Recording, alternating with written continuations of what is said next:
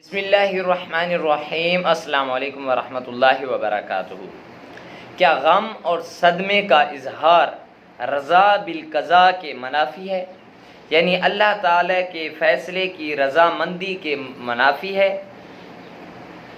غم اور صدمے کے وقت رونا، گڑ گڑانا، یہ اللہ تعالیٰ کی رضا بالقضاء کے منافی ہے یا نہیں؟ تو اس کو سمجھ لینا چاہیے۔ وہ یہ کہ جیسا کہ میں نے ایک پہلے بھی ویڈیو بنائی تھی، اس میں بھی بتایا تھا، اگر کوئی تکلیف دہ واقعہ پیش آ جائے، ایک واقعہ پیش آیا تکلیف والا واقعہ تھا، یا کوئی غم یا صدمہ پیش آئے، تو اس غم اور تکلیف پر رونا یہ صبر کے منافی نہیں ہے، یاد رکھنا چاہیے۔ اب اگر ایک آدمی صدمے کے وقت یا پریشانی کے وقت رو رہا ہے، آپ اسے کہہ رہے ہیں بھئی یہ آپ اس بات پر اس کام میں صبر نہیں کر رہے، نہیں، یہ صبر کے منافی نہیں ہے۔ صبر ایک عقلی چیز ہے، عقل کے اندر ایک موجود ہے، وہ عقلی طور پر اگر راضی ہے تو اس کا رونا اور گڑ گڑانا یہ صبر کے منافی نہیں ہے اور خلاف نہیں، اور گناہ نہیں ہے، اس پر گناہ بھی نہیں ہے۔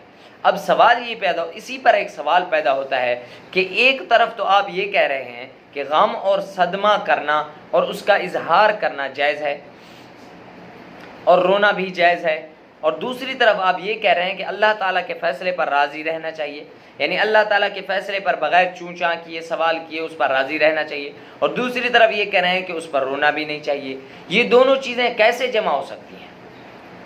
ایک طرف فیصلے پر راضی ہو اور دوسری طرف غم کرے، یعنی جب فیصلے پر راضی ہو تو غم نہ کرے، جب غم کرے تو اس کا مطلب فیصلے پر راضی نہیں ہے۔ یہ دونوں چیزیں اکٹھے کیسے جمع ہو سکتی ہیں؟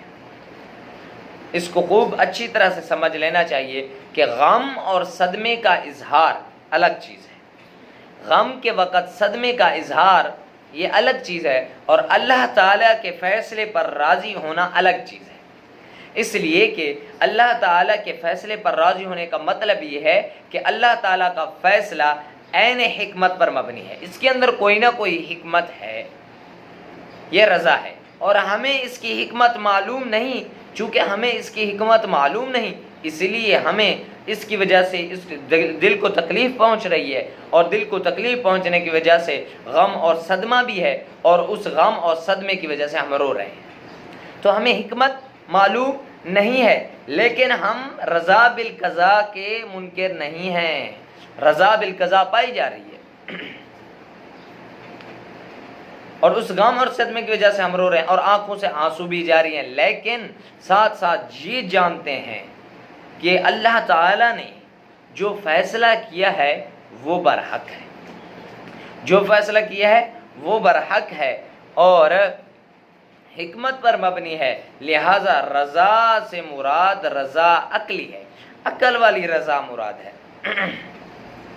عقل میں رضامندی ہونی چاہیے، یعنی عقلی طور پر انسان یہ سمجھ کے یہ فیصلہ صحیح ہے۔ باقی رونا یہ تو طبیعت ہے، ہر طبیعت کا ایک طبیعت کے مقتضا کے مطابق ہے، آدمی کو رونا آ جاتا ہے، لیکن وہ کسی چیز کا منکر نہیں ہوتا، لیکن رونا آ جاتا ہے، وہ انسان کی طبیعت ہے، یہ رضا بالقضاء کے منافی نہیں ہے۔ رضا تو عقلی ہوتی ہے۔ دعا ہے کہ اللہ میں ایسے شبہات سے بچائے۔ وآخر دعوانا ان الحمد للہ رب العالمین۔